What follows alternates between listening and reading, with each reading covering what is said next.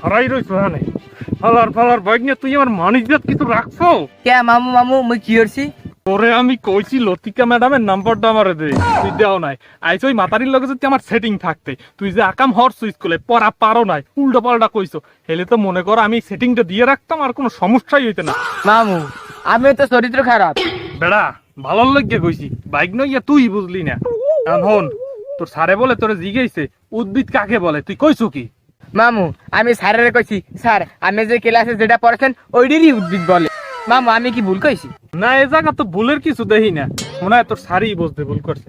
কিন্তু আর একটা ব্যাপার, তুই মোকসেদ স্যারের মাইয়ারে যাইয়ে কইছো যে শোনো আমি তোমাকে ভালোবাসি, হ্যাঁ আমার মামু হে বিয়ে করে নাই, হ্যাঁ সহায় সম্পত্তি সব আমার, হে যদি চেগাইয়ে যায় তাহলে সবকিছু আমি পাবো, কোটি কোটি টাকার সম্পত্তি।